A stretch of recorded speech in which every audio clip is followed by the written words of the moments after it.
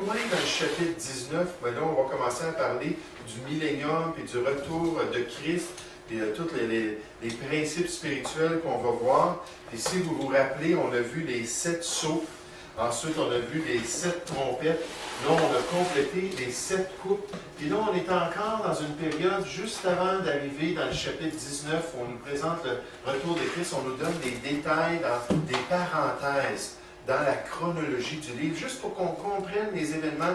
Et ensuite, on va nous présenter le Seigneur Jésus. On nous place les pions sur l'échiquier pour que là, on puisse voir le roi rentrer puis faire échec et mat aux forces du malin, puis de vraiment voir tous les acteurs et bien comprendre ça.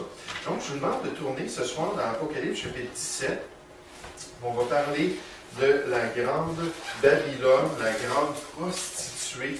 Cet esprit de prostitution qui va être si évident dans le règne de l'Antéchrist. Cet esprit de prostitution qui existe depuis la chute de l'homme et depuis sa résistance à la volonté de Dieu. La Bible nous dit dans 2 Thessaloniciens chapitre 2 au verset 7 que le mystère de l'iniquité agit déjà. Comme il y a eu le mystère de la piété par la venue du Seigneur Jésus ici-bas. La Bible nous présente le mystère de l'iniquité par la venue de l'Antéchrist et tout ce qui entoure ça. Mais Paul a dit, c'est déjà agissant dans le monde. Dans Jean 2,18, Jean en parlant de la venue de l'Antéchrist, ce personnage que nous voyons dans la tribulation, il a dit, il y a déjà maintenant plusieurs Antéchrists. Par cela, nous savons que nous sommes dans les derniers temps. Cet esprit-là a toujours existé, cette poussée-là vers la rébellion contre la volonté de Dieu. Osée chapitre 5 au verset 4, Osée en parlant du problème de résistance du peuple d'Israël, a dit c'est parce que l'esprit de prostitution est au milieu d'eux. Cette poussée-là du malin pour nous détourner de la volonté de Dieu.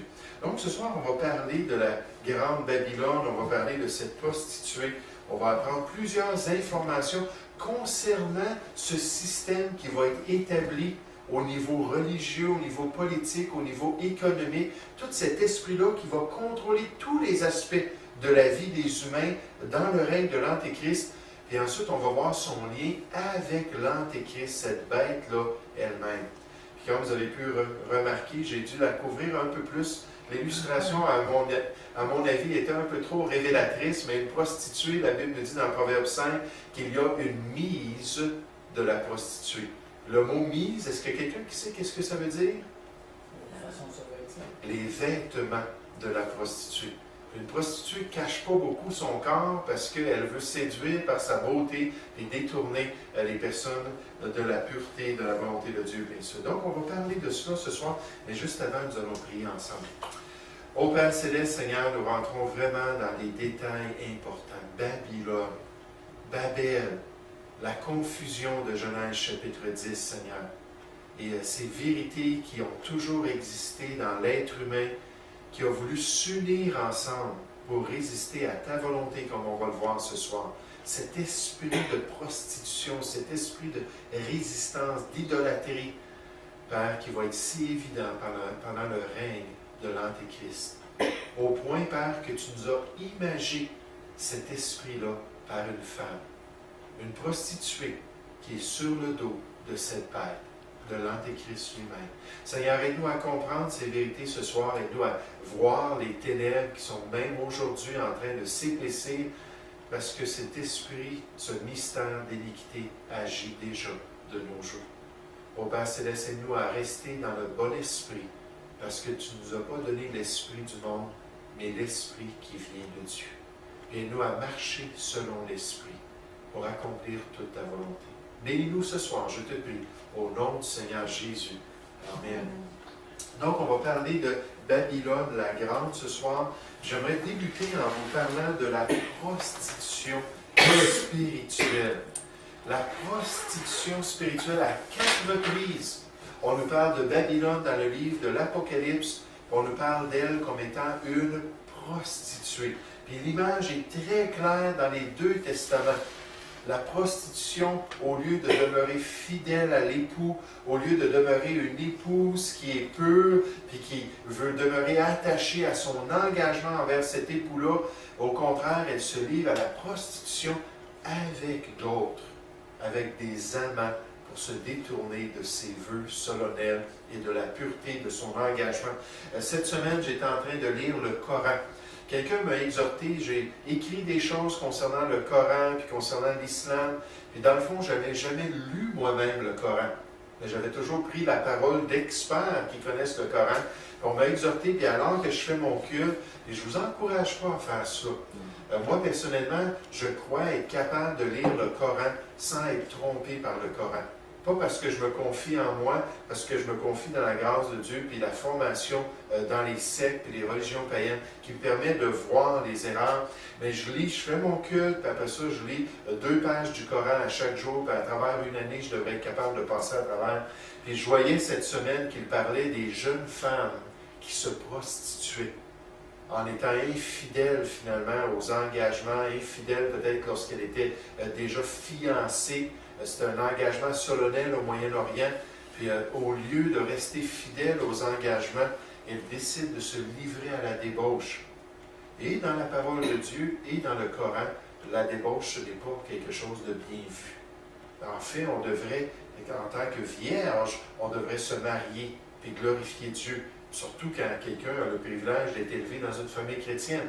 Si ce n'est pas le cas, on peut comprendre cela. Mais la Bible nous parle d'être une vierge pure, digne du mariage. Elle nous donne des instructions. Mais dans le Coran, lorsqu'une femme se livre à la débauche, les instructions de Mahomet, c'était de saisir, les parents devaient venir la saisir et l'enfermer dans sa chambre jusqu'à temps qu'elle en meure. Elle ne devait plus sortir de sa chambre jusqu'à sa mort. C'est assez spécial comme règlement qu'ils avaient fait à cet égard-là. Mais là, on nous parle d'une prostitution spirituelle, verset 1 d'Apocalypse chapitre 17. Puis un des 7 anges qui tenait les 7 coupes vint, et il m'adressa la parole en disant, « Viens, je te montrerai le jugement de la grande prostituée, qui est assise sur les grandes eaux. » Donc, il y a la prostitution spirituelle, puis nécessairement, on va voir le symbolisme de cette prostitution-là avec les grandes eaux et avec les autres éléments de la description de ce passage biblique-là. On nous parle de la grande prostituée. Pourquoi? Parce que plus tard, comme on va le voir dans le passage, on nous dit qu'elle est une mère comme prostituée. Elle est la mère de toutes les prostituées de l'histoire humaine. En d'autres mots, toute la prostitution, la résistance à la volonté de Dieu, l'idolâtrie, tout ce qui était contraire au plan de Dieu pour l'être humain, vient de cet esprit-là particulier qui va dominer pendant la période de la tribulation. La Bible nous parle de l'apostasie. Ce divorce-là du seul vrai Dieu, pour se détourner de la volonté de Dieu. 2 Thessaloniciens 2:3, on nous dit qu'il faut que l'apostasie paraisse auparavant, avant que l'Antéchrist vienne, se révèle, puis domine sur les nations. Cet esprit-là qui va détourner les gens de la volonté de Dieu. Mais cet esprit de prostitution de la grande Babylone. On n'ira pas le voir, mais Jérémie chapitre 3 nous parle d'Israël. Lorsqu'elle s'est livrée à l'idolâtrie, puis lorsqu'elle a refusé d'écouter les prophètes, puis il nous parle de cet esprit de prostitution comme une épouse de l'Éternel, qui était chérie, qui était aimée de son époux, et qui s'est détournée de son époux pour se livrer à ses amants, se livrer à la prostitution. Puis Jérémie le mentionne, cette image-là, à quelques reprises, ainsi que d'autres prophètes de l'Ancien Testament, cette prostitution spirituelle. Tournez à la page 70 du manuel. À la page 70. Le dernier paragraphe en bas de la page nous parle de cette signification-là de la prostitution. La page 70, dernier paragraphe, la première vérité qu'il faut comprendre concernant cette dame est le fait qu'elle est une prostituée. La prostitution physique est la déviation du plan divin pour une pureté sexuelle. tels que trouvés dans la débauche ou l'adultère. La prostitution spirituelle est aussi un rejet de ce qui est droit aux yeux de Dieu, une altération de la vérité biblique et de la saine doctrine de la parole de Dieu. Et je peux juste penser, alors qu'on considère la première famille qui a vécu sur la terre, qui s'est livrée au péché, la famille d'Adam et Ève.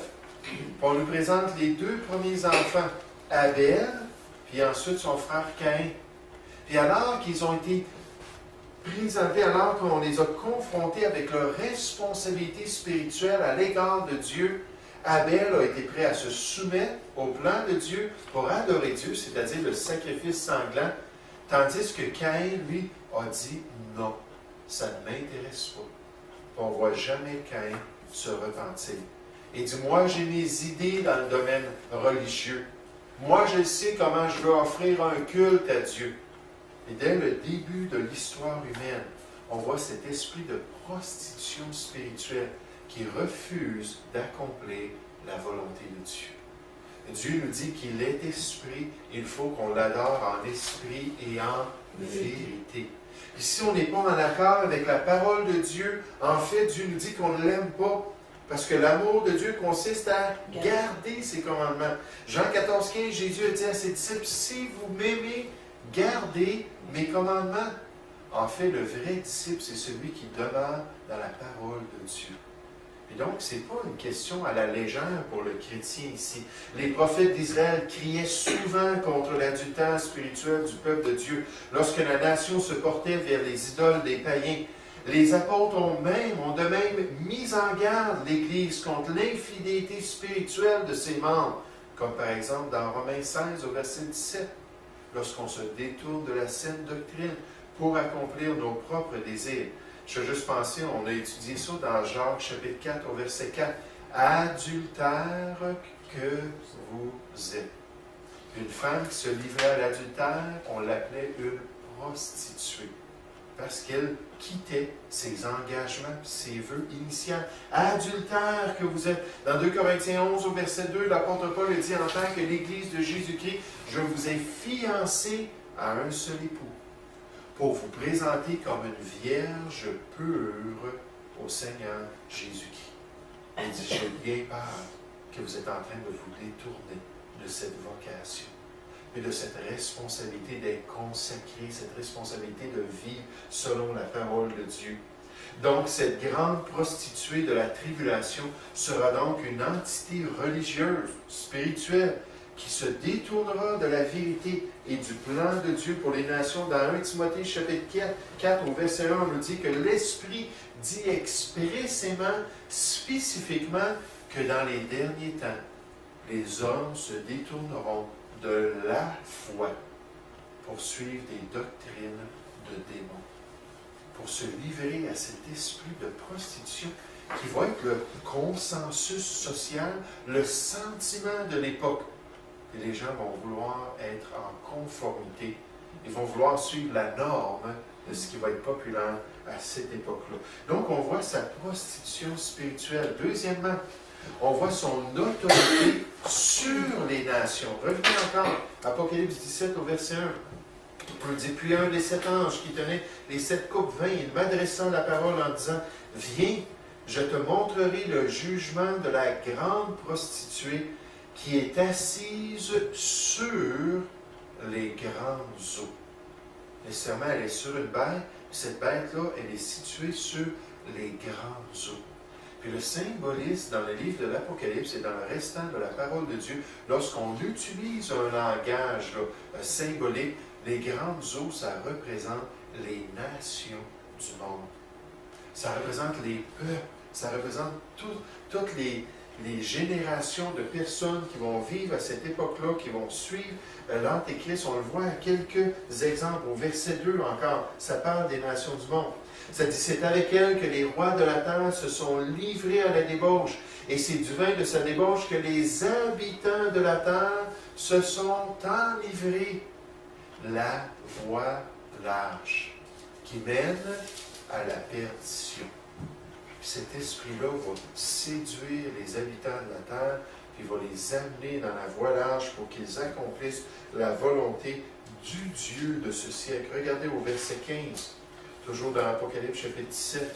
C'est dit, et il me dit, là c'est intéressant parce que bien souvent, le langage symbolique est expliqué par la parole de Dieu. Et il me dit, les eaux que tu as vues, sur lesquelles la prostituée est assise, ce sont des peuples, des foules, des nations et des langues. Donc on voit son autorité sur les nations du monde. Toutes les nations, parce qu'elle va être liée nécessairement à l'autorité de l'Antéchrist. On a déjà vu dans le chapitre 13 que le monde entier va suivre l'Antéchrist. Dans le chapitre 12, on a vu que Satan va séduire toutes les nations du monde, c'est-à-dire ceux dont le nom n'a pas été écrit dans le livre de vie de l'agneau, ceux qui ne seront pas les fidèles et les élus.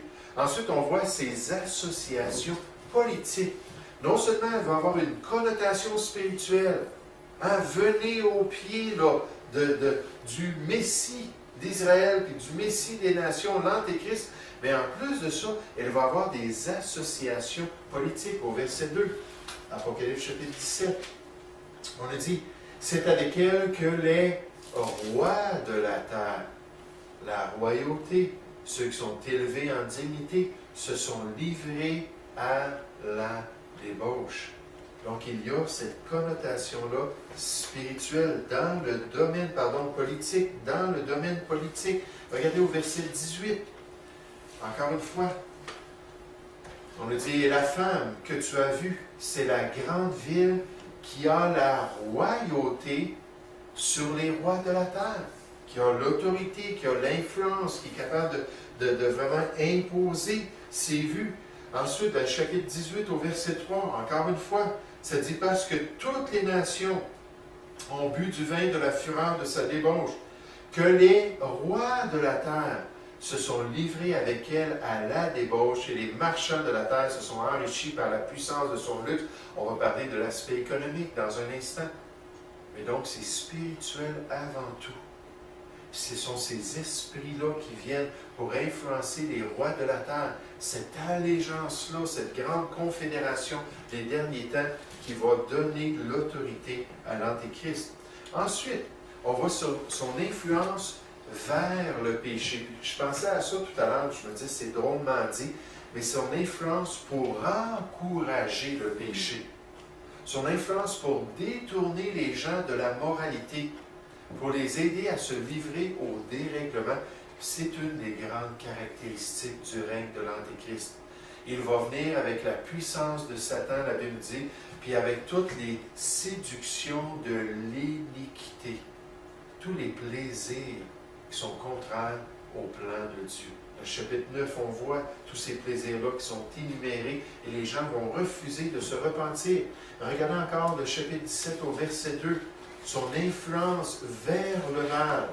Elle n'encouragera pas les gens à faire la volonté de Dieu. C'est avec elle que les rois de la terre se sont livrés à la débauche. Le mot pornéa, qu'on utilise des fois pour le mot pornographie. Pornéa, c'est toute déviation sexuelle contraire à la volonté de Dieu. Puis qu'est-ce que c'est une prostituée? C'est quelqu'un qui encourage, venez coucher avec moi, venez vous livrer à la débauche. Restez pas fidèle à votre épouse, ou restez pas fidèle à votre pureté personnelle. Et la prostituée spirituelle fait la même chose avec le péché, pour éloigner les gens de la volonté de Dieu. Ça me rappelle dans le plus petit chapitre du livre des Proverbes, Proverbes chapitre 9, on nous présente deux femmes. Une, c'est la sagesse, qui invite les gens à vivre pour Dieu, à craindre Dieu. Puis l'autre, c'est une femme. Puis là, on nous présente cette femme-là, pas avec beaucoup de détails, mais ce qu'on nous dit, c'est que cette femme-là, c'est une femme bruyante, insensée, qui ne craint pas Dieu, et qui invite les gens vers le mal. Puis là, on a ces deux invitations dans le monde autour de nous, hein, pour qu'on suive Dieu, pour qu'on suive la voie du malin, le train de ce monde, cette puissance-là qui nous amène dans le péché. Verset 4, ça nous dit, cette femme était vêtue de pourpre et d'écarlate, et parée d'or, de pierres précieuses et de perles. Elle tenait dans sa main une coupe d'or remplie d'abominations et les impuretés de sa prostitution. Et dans l'image ici qu'on voit, on la voit lever sa coupe. Cette coupe-là, ça représente la jouissance du péché. Venez avec moi, puis venez, détournez-vous de Dieu. Puis j'ai toutes ces choses-là que je suis prêt à vous offrir. Regardez dans le chapitre 18, à nouveau au verset 3, jusqu'au verset 5. On a dit au verset 3, parce que toutes les nations ont bu du vin de la fureur de sa débauche. Et ce n'est pas gentiment qu'ils vont se livrer en plein jour au péché. C'est avec tout le zèle de l'iniquité. Toute la fureur de sa débauche, que les rois de la terre se sont livrés avec elle à la débauche et que les marchands de la terre se sont enrichis par la puissance de son luxe. Et j'entendis du ciel une autre voix qui disait, « Sortez du milieu d'elle, mon peuple, afin que vous ne participez point à ses péchés et que vous n'ayez point part à ses fléaux, car ses péchés se sont accumulés jusqu'au ciel. Et Dieu s'est souvenu de ses iniquités. » Là, c'est le comble du péché. Quand Dieu nous considère de grands pécheurs, dignes d'un jugement soudain et dignes d'un jugement sévère de la part de Dieu. Parce que la colère de Dieu, Romains 1:18, se manifeste du ciel contre toute impiété et toute injustice des hommes. Et on voit son esprit de péché, de prostitution. Dans le chapitre 14, au verset 18, prophétiquement, on nous parle de la grande Babylone qui va être précipitée, qui va être jugée. Pourquoi? Encore une fois, à cause de ses péchés, à cause de sa rébellion contre la volonté de Dieu. Ensuite, on voit son alliance avec la bête, au verset 3.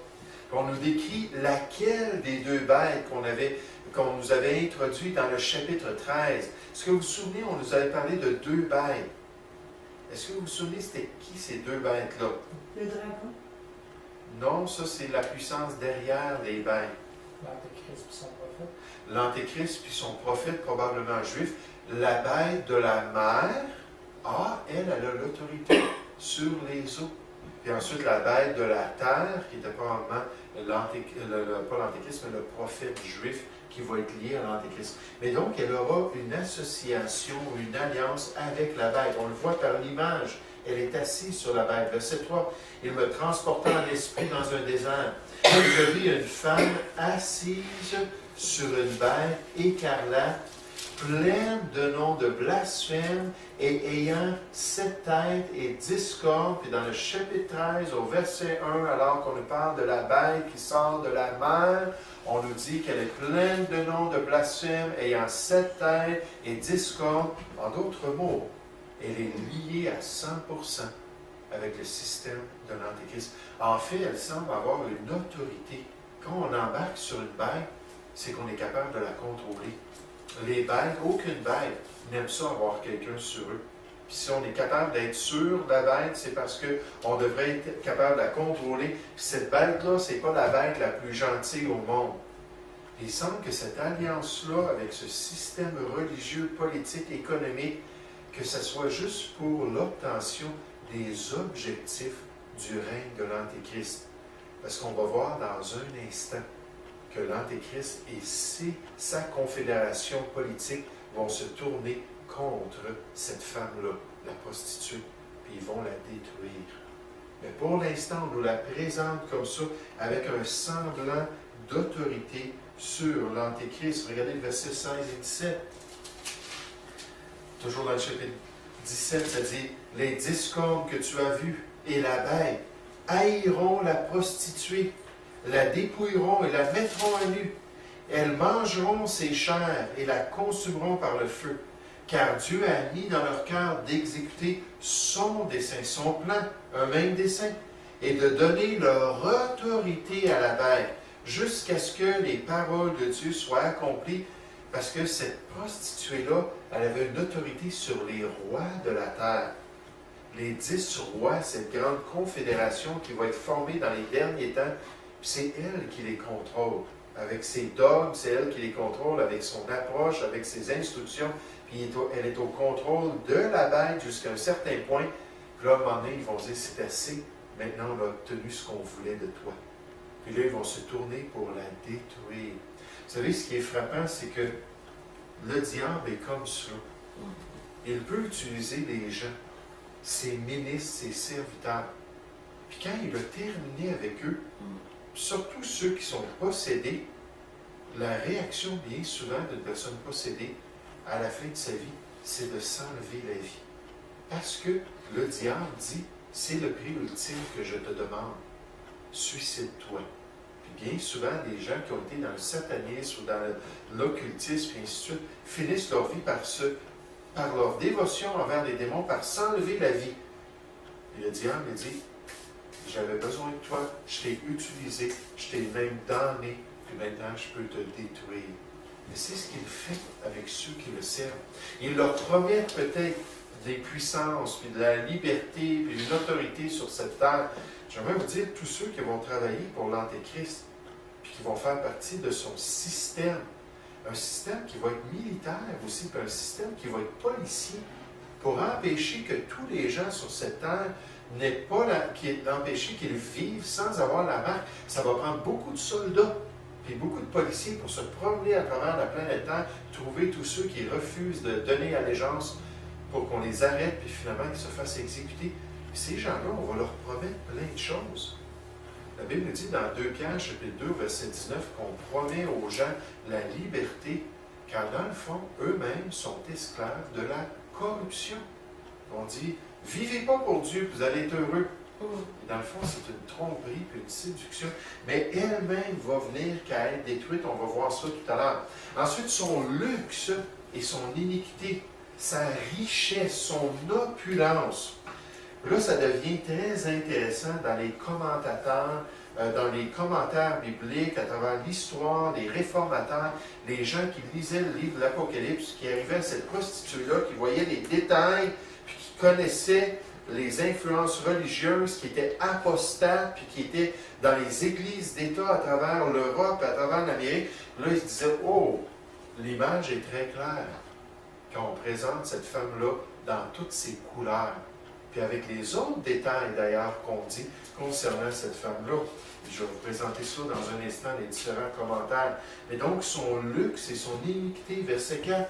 Cette femme était vêtue de pourpre et d'écarlate, des couleurs particulières, et parée d'or, de pierres précieuses et de perles. Elle tenait dans sa main une coupe d'or, remplie d'abominations et des impuretés de sa prostitution. Si on voit dans le chapitre 18, au verset 7, on nous parle encore de son luxe. Autant elle s'est glorifiée et plongée dans le luxe, autant donnez-lui du tourment et de deuil, parce qu'elle a dit en son cœur, « Je suis assise en reine, je suis la reine, je ne suis point veuve, et je ne verrai point de deuil.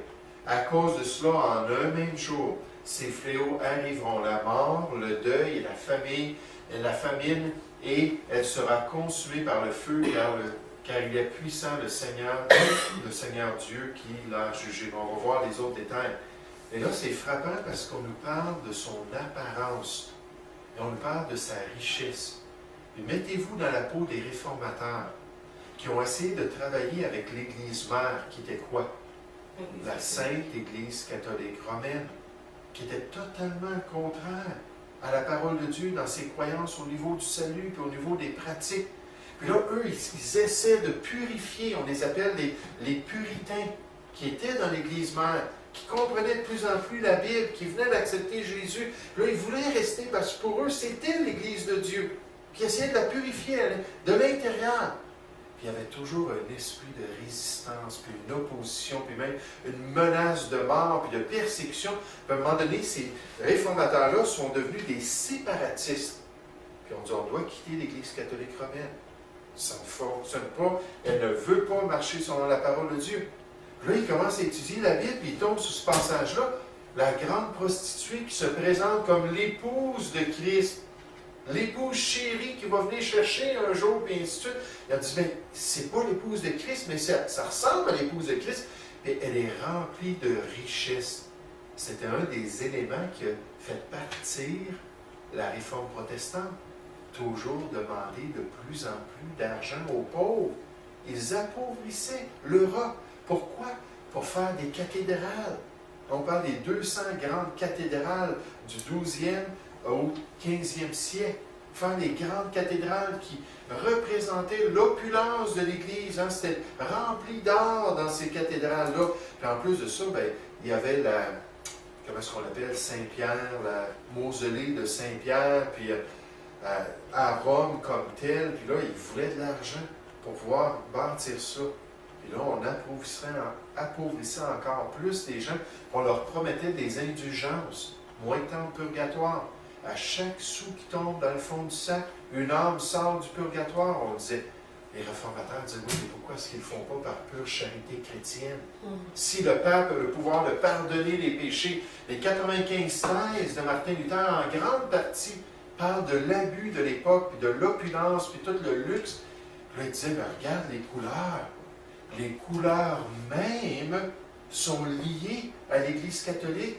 C'est les couleurs du clergé, c'est les couleurs des responsables principaux. Puis là, tout de suite, on a commencé à pointer cet organisme-là.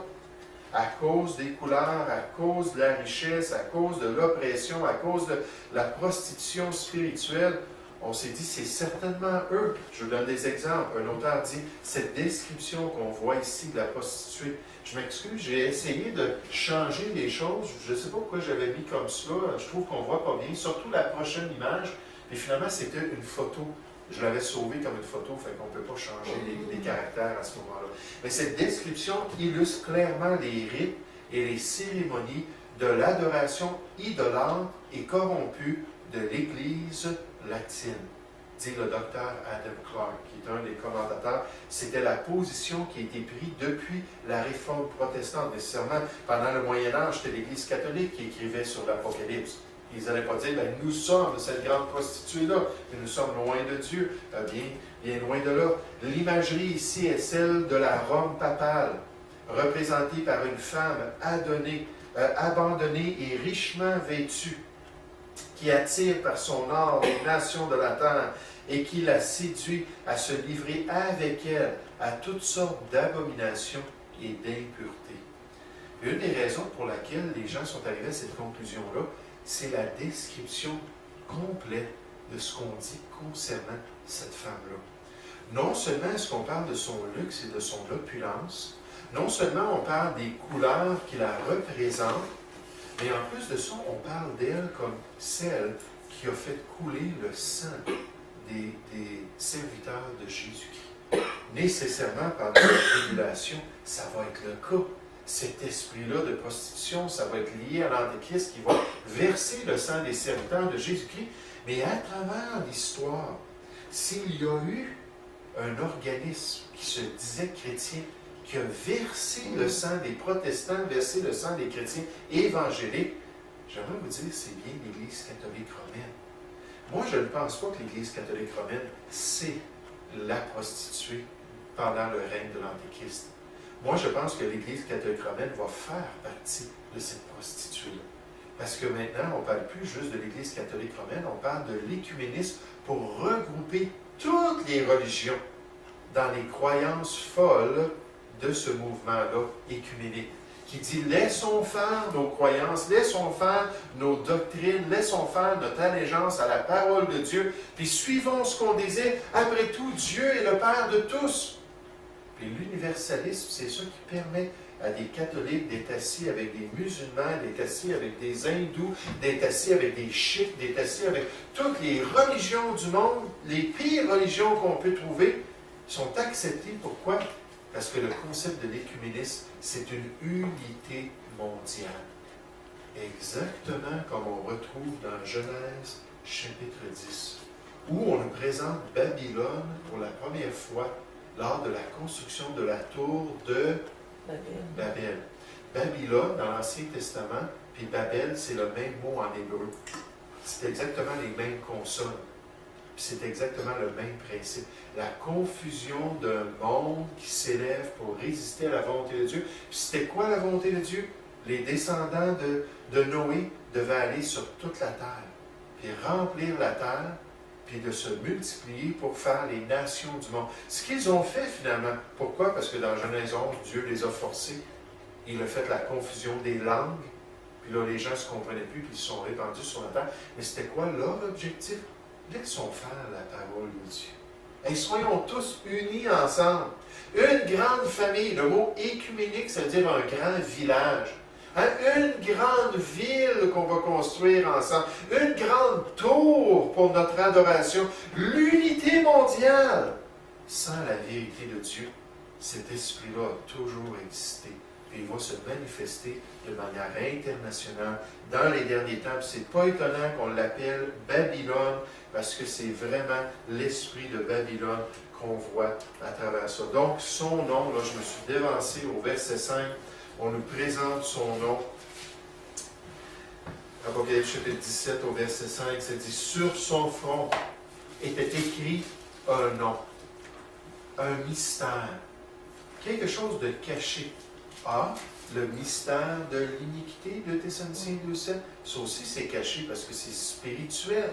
Mais on nous présente ce nom-là, ce mystère-là, Babylone la Grande, la mère des prostituées et des abominations de la terre, de l'histoire humaine. Et vous savez, dans Babylone, c'est frappant qu'on voit un premier dirigeant s'élever pour dominer sur les hommes. Puis son nom, c'est Nimrod.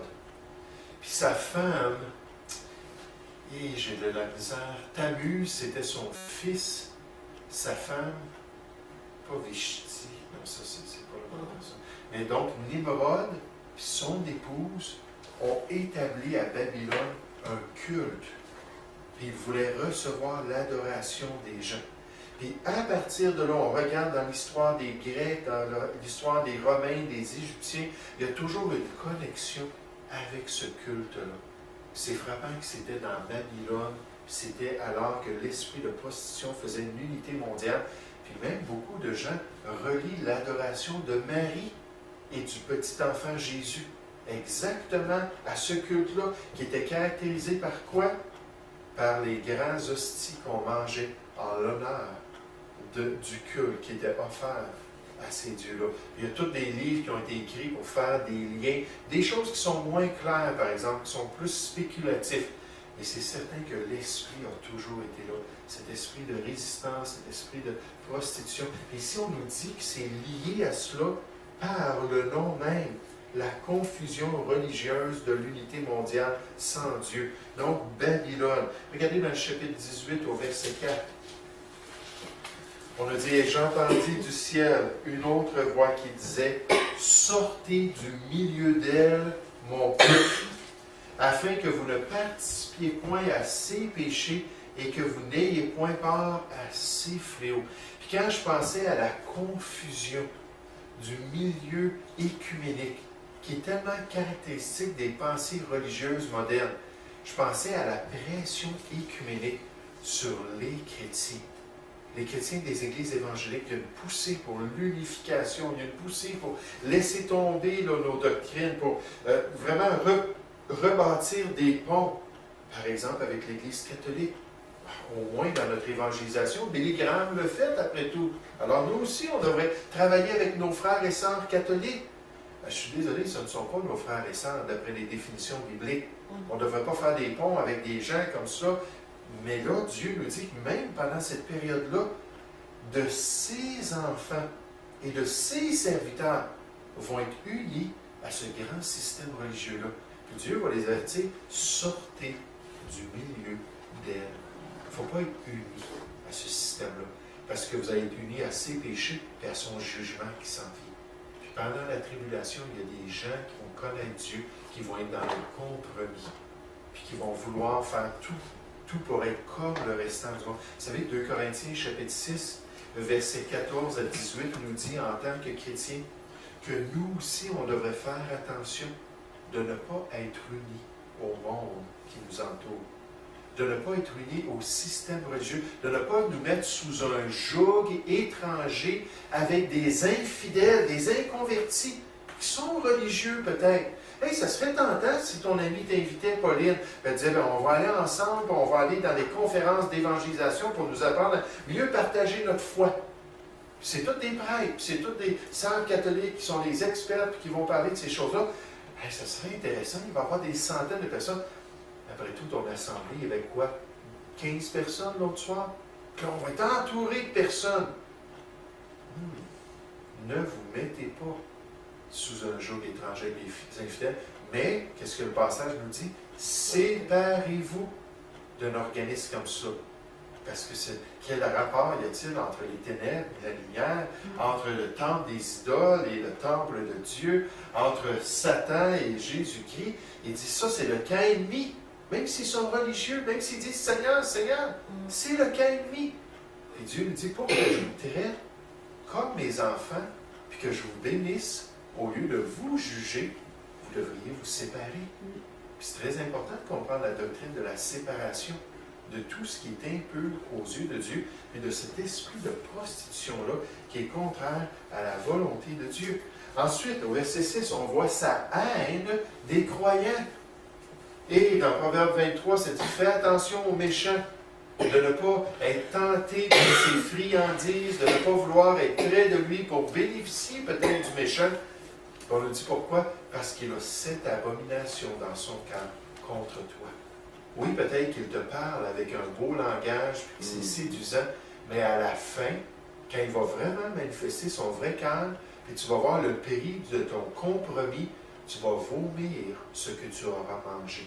Là, ça parle de l'image de manger avec le méchant, puis vouloir convoiter là, sa nourriture, convoiter tout ce que tu peux avoir dans cette relation-là, par intérêt. Et finalement, le compromis, il y a un grand prix au compromis. Et tu vas le regretter. Mais là, on voit que dans son cœur, cet esprit-là n'est pas du tout chrétien. Il est anti-chrétien. Il voudrait détruire l'épouse de Christ. Il voudrait détruire les vrais chrétiens. Regardez au verset 5. On va commencer par le verset 5. Sur son front était écrit un nom, un mystère, Babylone la grande, la mère des prostituées et des abominations de la terre. Je vis cette femme ivre du sang des saints et du sang des témoins de Jésus. Et en la voyant, je fus saisi d'un grand étonnement. Pourquoi? Parce que le versé le sang. Et vous savez, la Bible dit dans Hébreux 11 que le sang d'Abel parle encore aujourd'hui. Pourquoi est-ce que son sang a été versé? Parce que son frère, le religieux, l'a détesté. Parce qu'il suivait la voie de Dieu. Il a trouvé son frère Abel le juste, qui était juste aux yeux de Dieu, et il l'a tué, il a versé son sang.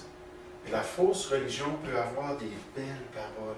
On va tous s'unir ensemble, on va tous être heureux dans notre confrérie religieuse. Mais dans le fond, son cœur, ce n'est pas de plaire à Dieu, puis c'est certainement pas d'agir comme des vrais chrétiens. Puis c'est juste une façade trompeuse. La Bible nous dit dans Jean 16, au verset 3, que les apôtres pouvaient s'attendre à ce que les gens religieux en Israël, à leur époque, allaient désirer, c'est au verset 2, ça, allaient désirer leur enlever leur vie. Allaient désirer, là, même pensant faire un culte à leur Dieu dans leur religion qui n'était pas la vraie religion. Puis en tuant les vrais chrétiens, en tuant les vrais serviteurs de Dieu, ils pensaient faire ce qui est bien. Puis Jésus dit pourquoi? Ils agiront ainsi, verset 3, parce qu'ils n'ont connu ni moi, ni mon Père.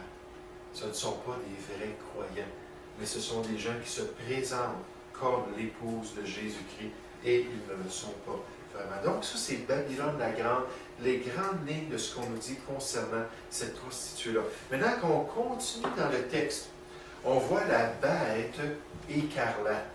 On voit cette bête-là sur lequel la prostituée est assise.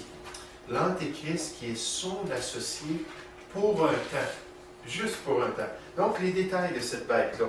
Premièrement, l'origine de cette bête. Encore juste quelques minutes ce soir, puis on arrête. Le chapitre 17 au verset 8. On nous dit, la bête que tu as vue était, et elle n'est plus. Elle doit monter de l'abîme et aller à la perdition.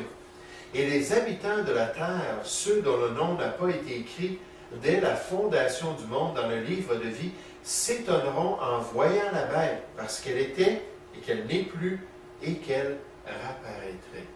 Maintenant, encore une fois, c'est un petit peu difficile de comprendre tous les détails, mais dans Apocalypse chapitre 13, on nous parle d'une des têtes de la bête qui a été frappée à mort. La bête, à ce moment-là, est représentée comme le système de l'Antéchrist, puis une des têtes comme la personne de l'Antéchrist.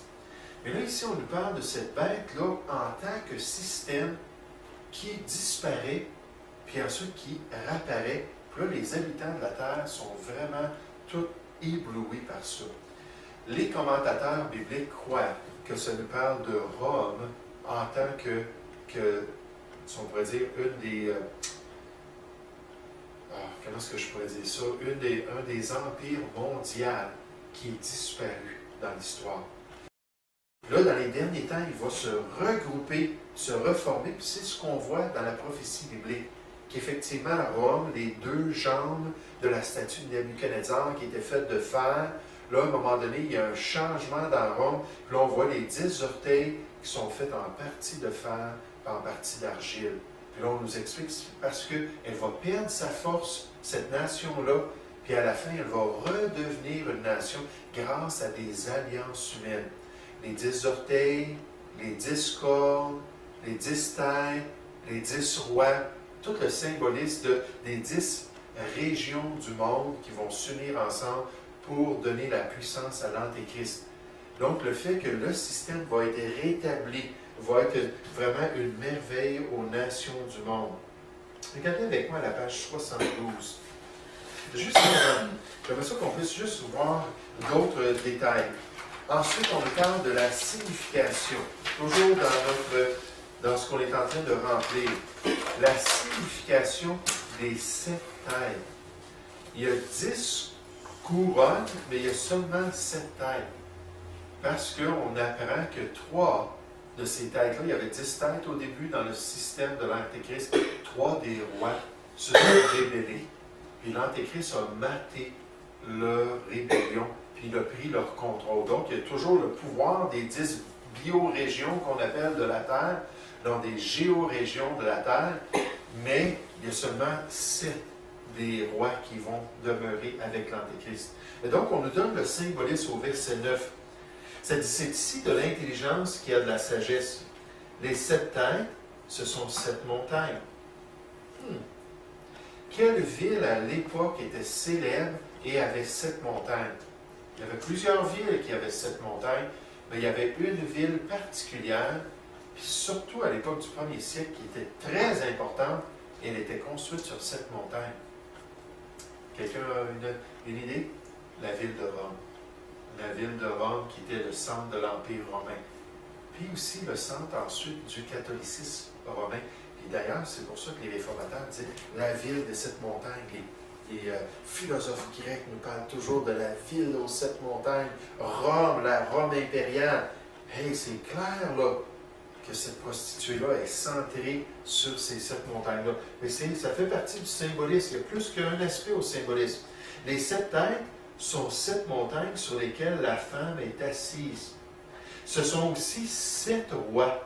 5 sont tombés, un existe, et l'autre n'est pas encore venu, et quand il sera venu, il doit rester peu de temps. Ça, il y a toutes sortes d'hypothèses, mais on pense que finalement, c'est lié aux empereurs romains qui ont vécu jusqu'à l'époque de Jean, puis là, il parle de ces rois-là. Puis là, ensuite, il va mentionner un 8e roi. Ça dit ensuite au verset 10, ce sont 7 rois, 5 sont tombés, ok, au verset 11, et la bête qui était et qui n'est plus est elle-même un 8e roi qui va venir de Rome, du système romain ravivé dans les derniers temps. Elle est du nombre des 7 et elle va à la perdition. Mais la signification de ces 7 têtes-là, qui parlent vraiment de la confédération des derniers temps. Ensuite, on nous parle des 10 cornes, puis l'Empire romain. Je vais juste mettre ce graphique-là qu'on a déjà vu. L'Empire romain, dans toute la séquence prophétique, c'est le seul empire qui n'a jamais été conquis Mais à partir de 475, avec la venue du nationalisme, ça s'est dissous. Avec les barbares aussi qui attaquaient Rome et tout ça. Il n'y avait plus de puissance, il n'y avait plus d'unité dans les soldats. Ça a juste disparu. Puis là, la Bible nous parle de cet empire-là qui va être ravivé dans les derniers temps. Et donc, les discordes et leur autorité. Verset 12. Toujours dans l'Apocalypse chapitre 17. On a dit, les 10 cornes que tu as vues sont 10 rois. Donc, c'est clair, on nous l'interprète. Qui n'ont pas encore reçu de royaume à l'époque de Jean, mais qui reçoivent autorité comme roi pendant 1 heure avec la bête. 1 heure précise dans le plan de Dieu. Ils ont un même dessein que la bête. Et ils donnent leur puissance et leur autorité à la bête et ils combattront contre l'agneau. Ça, on va voir ça un petit peu plus tard. Donc, à la page 72 de notre texte, pour terminer ce soir. C'est beaucoup de détails. La chute de la prostituée. On dit au verset 8 à 18 du 17e chapitre de l'Apocalypse, la femme paraît confortable et en sécurité sur le dos de la bête. Cependant, la bête va bientôt la renverser pour ensuite la détruire entièrement, grâce à sa confédération de 10 nations. Dans un sens, la bête docile va devenir un taureau furieux qui tente de chasser son maître. En réalité, il s'agit d'un transfert d'autorité entre la prostituée et la bête. Elle qui a la royauté sur les rois de la terre, l'autorité, elle va être détruite pour que l'Antéchrist puisse recevoir leur autorité. Le monde inconverti va être surpris par la présence et par la puissance de cette bête. Dans le monde sportif, les athlètes reçoivent des médailles pour leur retour en force dans la compétition. Quand quelqu'un n'est pas en compétition puis revient, là, on l'honore rapidement. Si le royaume de la bête représentera réellement l'ancien empire romain ravivé, alors son retour en force sera la plus grande résurgence politique de l'histoire humaine. Les croyants bibliques doivent reconnaître l'origine satanique et perverse de ce phénomène politique des derniers temps. La bête sort ainsi de l'abîme pour s'en aller ensuite à la perdition.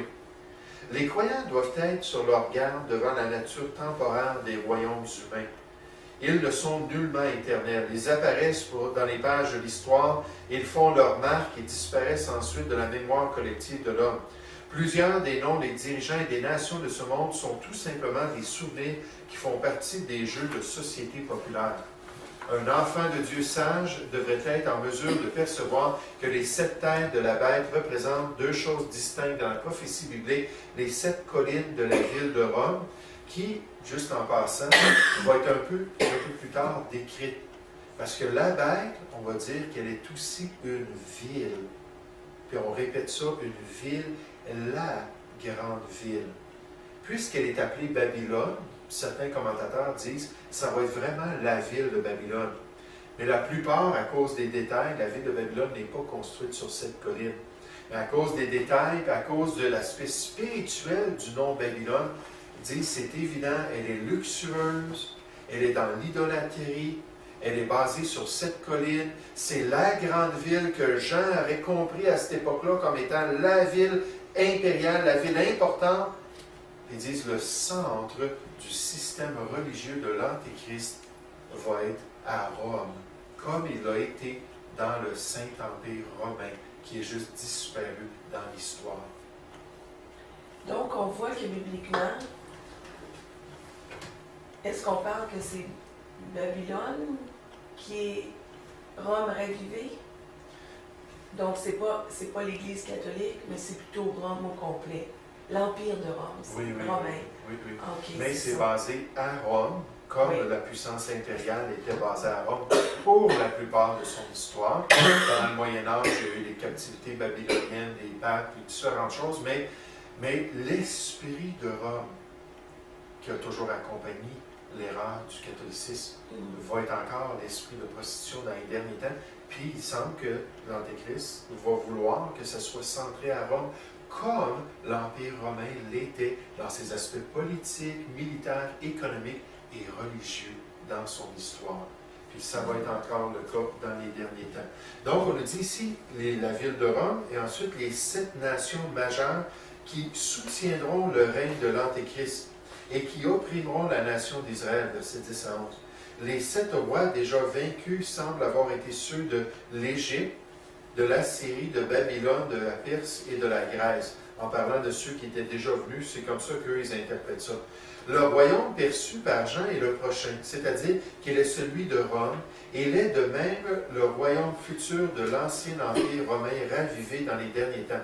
La bête, qui est nul autre que l'Antéchrist, se lèvera hors du 7e royaume pour former un 8e royaume, c'est-à-dire rétablir le 7e dans une nouvelle forme avec les alliances humaines. Les 10 cornes, qui forment en fait une confédération de 10 nations du monde, font paraître comme la force internationale durant la grande tribulation.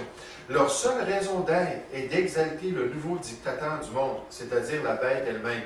En le faisant, elles seront rebelles envers Christ et envers son peuple. Leur opposition à l'autorité divine va atteindre son apogée durant la bataille d'Armageddon, lorsque Christ va détruire les armées du monde. Vous savez, mon pasteur, lorsqu'il enseignait la prophétie, disait souvent, si c'est la première fois que vous entendez ces détails-là, vous venez de voir rapidement les pièces du casse-tête, puis c'est difficile pour vous d'en comprendre la forme, de voir l'image du casse-tête.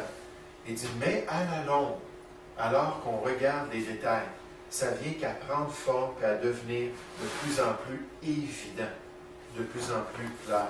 Et la Bible nous dit qu'il va y avoir une grande confédération dans les derniers temps. Cette grande confédération-là va être centrée autour de l'ancien empire romain qui était européen. On regarde l'ancien empire romain comparé à l'empire babylonien, puis l'empire assyrien, puis l'empire égyptien. Au lieu d'être plus au Moyen-Orient, c'était beaucoup plus européen, malgré qu'il y avait des branches qui descendaient au Moyen-Orient. Ce qui est frappant aujourd'hui, c'est que les nations les plus athées, les nations les plus anti-chrétiennes, les nations les plus amorales, ce sont les nations européennes. Puis eux autres, c'est beaucoup plus avancé que nous dans le péché, beaucoup plus avancé dans les utilisations des grosses drogues qui sont légiférées, beaucoup plus avancé dans l'immoralité. Je pense juste à un pays comme l'Hollande, qui était le bastion de la réforme protestante et de la liberté des chrétiens évangéliques. L'Hollande, aujourd'hui, a légalisé depuis longtemps la prostitution. Ils encouragent le tourisme par la prostitution. Venez, puis dans les vitrines, ma mère est allée en Hollande, elle est allée dans les grandes villes, dans les vitrines des magasins, les prostituées sont là, ils ont quelque chose pour un peu s'accoter, là, ils sont en sous-vêtements ou en déshabillés, ils sont là pour se mettre, montrer comme du bétail, presque, comme n'importe quoi d'autre, toutes les autres choses qui sont normales dans la ville, dans les grandes villes. Mais c'est beaucoup plus avancé dans l'immoralité qu'ici.